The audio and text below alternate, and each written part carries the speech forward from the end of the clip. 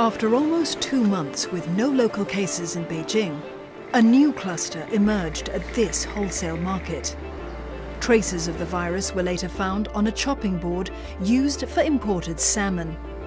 And that has sparked concern whether the virus can be transmitted through food.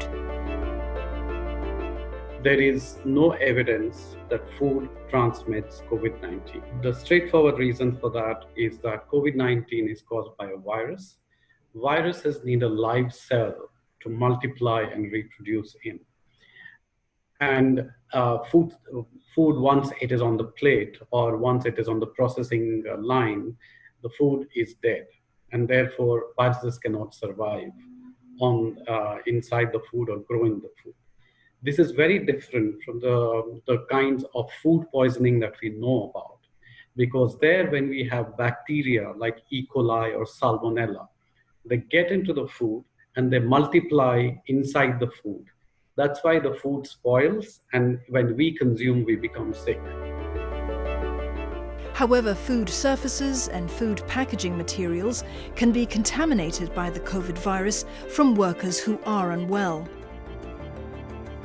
There is actually a possibility that it may have been transmitted through transportations as well as the containment that used to contain the food source, because virus, especially like COVID-19 virus, seems to show that they're able to survive a little while on the hard surfaces, and that may actually lead to transmissions. However, there still need to be a source of transmissions. The source of transmission comes back to us human being, because it has shown that COVID-19 have been transmitted via human-to-human contact.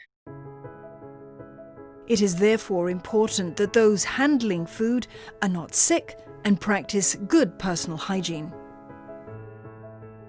They ensure that there is nobody who is unwell is in the food chain. And therefore, everybody who's handling the food, whether it's processing or whether it's packaging or whether it's selling them, or even whether it's farming them, that this food is being handled by healthy people, and therefore it will reach the consumer in the safest possible form. To keep consumers safe, restaurants around the world are stepping up their cleaning and other food safety procedures. The amount of cleaning supply and services in areas such as we need to clean the restrooms, waiting area, high touch point, such as the tables, chair, ensure frequent washing of hands. Definitely that's a very basic, and using facial mask and glove when preparing food, and also checking on the operating equipment such as our freezer, our electric board, our lighting, our gas, our cooking hood, all must be in good condition to be part of the food safety. And also check for pests, because business is not there, people is lesser, so all the pests will come out. Making sure the customer has a safe meal has, however, taken on an added challenge with third-party food delivery riders.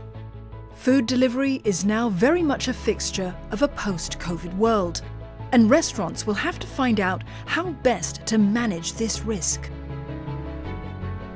When it leaves your restaurant, it's out of your hands. Like pretty much, you've cooked it, you've made it, and then the Grab guy or the Uber guy or the delivery guy, he's got to get it to your house or your apartment. And there's always the risk factor when you involve a third party, whether it's delivery, food preparation, suppliers. Industry veterans say there are some guidelines that food delivery riders could follow. No cross-contamination between food, that's very one point. Second is the 4 hours rules.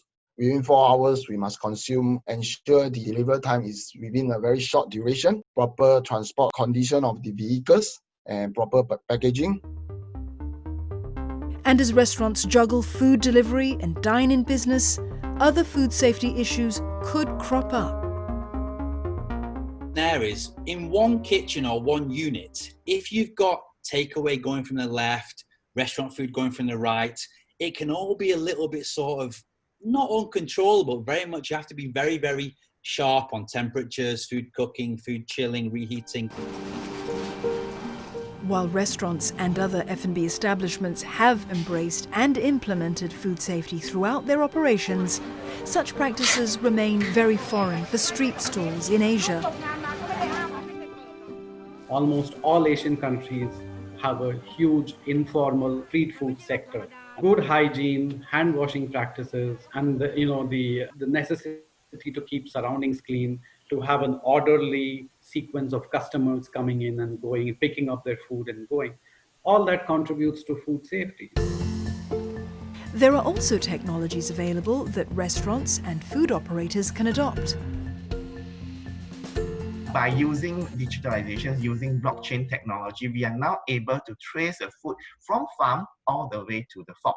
Within seconds or within minutes, you click on, or you use a barcode reader, you use those kind of QR code, you're able to actually see where and to trace where is the source, where is the problems.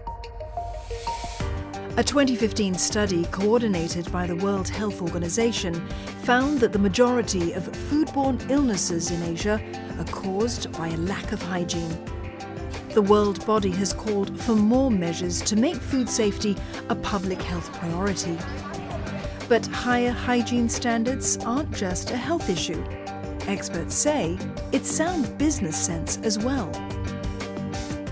The smart companies, as we're talking about obviously business as well, they're seeing that if they can ensure their guests and give their guests reassurance, the business will come back, which means more revenue, means more money in the pocket, better P&L, better bottom line.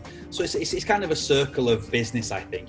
If you're one hotel or restaurant in Canada or New York and you're not seen to be complying, I think customers wouldn't support you and wouldn't sort of visit you on a regular basis.